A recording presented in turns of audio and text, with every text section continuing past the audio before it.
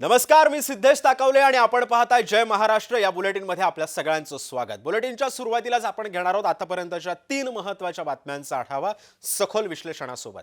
बुलेटिनच्या सुरुवातीलाच बातमी आहे मनोज जरांगेंच्या एका वक्तव्यासंदर्भातली। काल मनोज जरांगेंनी मुख्यमंत्री फडणवीसांच्या आईवर आक्षेपार्ह वक्तव्य केलं आणि त्यानंतर टीकेची झोड उठली। भाजपच्या नेत्या चित्रा वाघ यांनी जरांगेंचा एक व्हिडिओ शेअर केल्यानंतर भाजपच्या नेत्यांनी टीकास्त्र डागलं। जो आपल्याला शिवरायांचा मावळा मानत असेल तो खालची भाषा वापरणार नाही, महिलेच्या बाबतीमध्ये खालच्या पातळीचं वक्तव्य करणार नाही असं देवेंद्र फडणवीस म्हणालेले आहेत। मी मुख्यमंत्री देवेंद्र फडणवीस यांच्या आईविषयी जर काही बोललोच नाही, मी त्यांच्या आईवर कुठे आणि केव्हा काही बोललो, परंतु बोलण्याचा ओघातून जर माझ्या तोंडून असा काही शब्द गेला असेल तर तो मी माघारी घेईन असं मनोज जरांगे यांनी सांगितलंय। दुसरी बातमी आहे पालकमंत्री पदासंदर्भातली। मात्र हा काही रायगड आणि नाशिकचा वाद नाहीये, आता हा वाद झालाय भंडाऱ्याचा।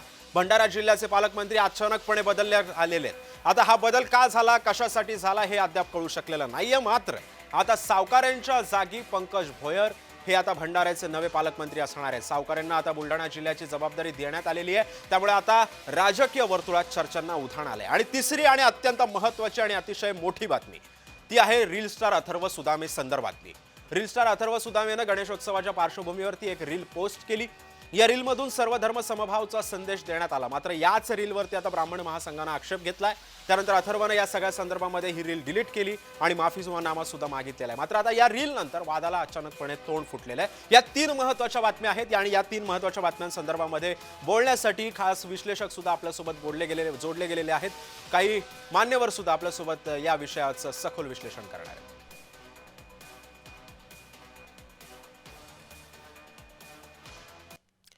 आणि याच पार्श्वभूमीवरती आता एक पहिली मोठी बातमी बघणार आहोत, ती म्हणजे मनोज जरांगेंच्या वक्तव्यासंदर्भातली। मनोज जरांगेंनी आता मुख्यमंत्री देवेंद्र फडणवीसांच्या आईवरती एक आक्षेपार्ह वक्तव्य केलं आणि त्यानंतर टीकेची झोड उठली। भाजपच्या नेत्या चित्रा वाघ यांनी या जरांगेंचा व्हिडिओ एक शेअर केल्यानंतर भाजपच्या नेत्यांनी टीकास्त्र डागलं। जो आपल्याला शिवरायांचा मावळा मानत असेल तो असल्या प्रकारची खालची भाषा वापरणार नाही, महिलेच्या बाबतीत तर खालच्या पातळीचं वक्तव्य करूच शकत नाही असं मुख्यमंत्री देवेंद्र फडणवीस म्हणाले। दरम्यान मी देवेंद्र फडणवीस यांच्या आईविषयी जर काही बोललोच नाहीये, मी त्यांच्या आईवर जर कुठे आणि केव्हा बोललो, परंतु बोलण्याच्या ओघातून जर माझ्या तोंडून तसा कुठला शब्द गेला असेल तर तो मी मागे घेईन असं सुद्धा जरांगेंनी सांगितलंय। दरम्यान मनोज जरांगेंनी नेमका काय काय भाष्य केलेलं आहे आपण त्याच्यावरती एक नजर टाकत आणि चर्चेला सुरुवात करूया। 28 ऑगस्ट रोजी सकाळी शिवनेरी गडाचं दर्शन घेऊन ती पवित्र माती कंपाळाला लावून आपण पुढं राजगुरू खेड मार्गे आपण चाकणला जातोय। चाकणहून तळेगाव, लोणावळा, पनवेल, वाशी, चेंबूर या मार्गे 28 ऑगस्टला सकाळी आपण 28 ऑगस्टला संध्याकाळी आपण आझाद मैदानला जातोय।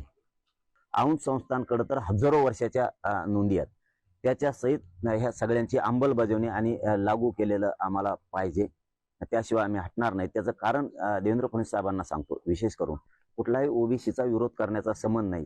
जर आमच्या सरकारी नोंदी आहेत तर विरोध कोणाचा होऊ शकत नाही, आणि झाला तर तुम्ही त्याचा विचार करू नये। कारण आमचा जर जमिनीचा सातबारा सापडलाय म्हणल्याच्या नंतर जमीन आम्हाला देणं तुमची जबाबदारी आहे।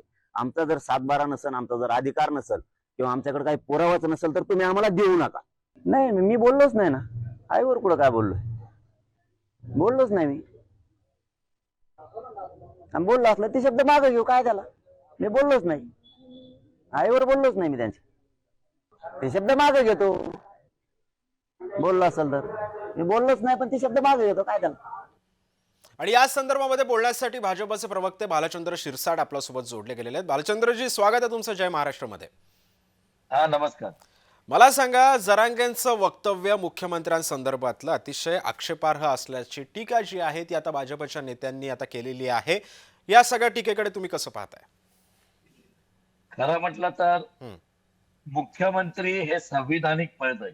बर, या संविधानिक पदाचा योग्य तो सन्मान झालाच पाहिजे। आणि अशा वेळेला एकेरी भाषेत बोलणं, अरे तुरे करणं आणि त्यांना आईवरून शिवी देणं हे काही पहिली वेळ नाही, यापूर्वी पण त्यांनी केलेलं आहे।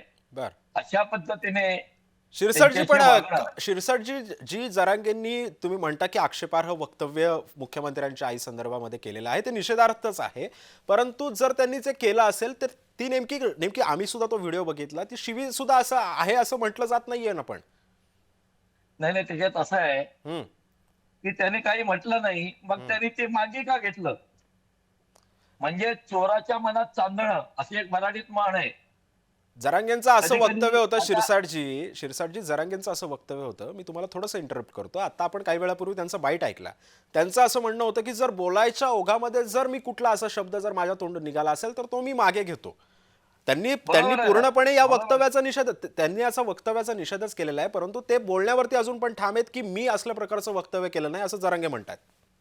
तर तुम्ही मला बोलायला देणार आहात का? बोला बोला बोला मी बोलू ना? बोला बोला.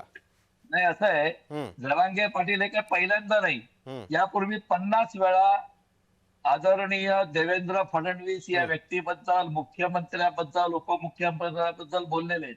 हम्म. आणि 50 वेळा त्यांनी जे शब्द वापरले, जी भाषा वापरली, जी त्यांच्या भाषेचा टोन होता. हम्म.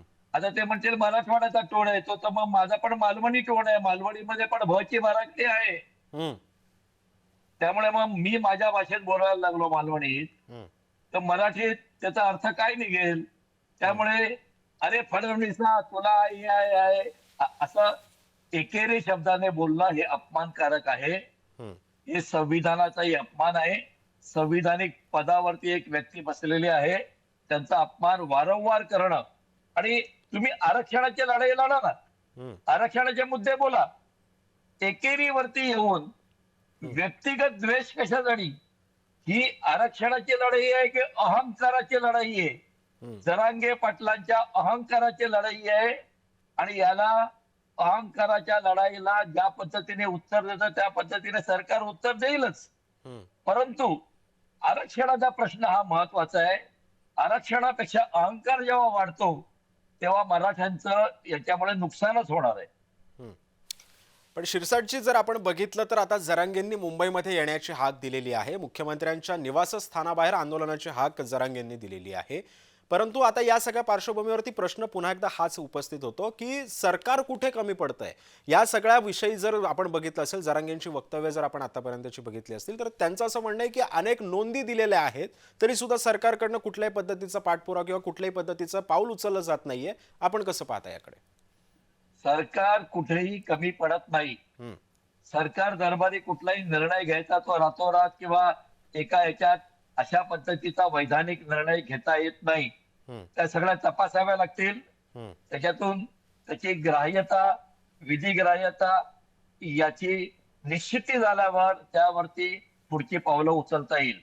त्यामुळे मी आता निघालो, मी चाललो, मी मुख्यमंत्र्यांच्या घरासमोर आंदोलन करणार. आंदोलनाचा अधिकार सगळ्यांना आहे. आंदोलन त्यांनी जरूर करावं. आंदोलन करताना भाषा नीट वापरावी. भाषा नीट वापरावी. भाषा काय त्यांना येते असं नाही, आम्हालाही भाषा येते. हम्म. त्यामुळे त्यांनी भाषा नीट वापरावी. आजही जरांगे पाटील यांचा सन्मान ठेवून आम्ही बोलतोय. हम्म.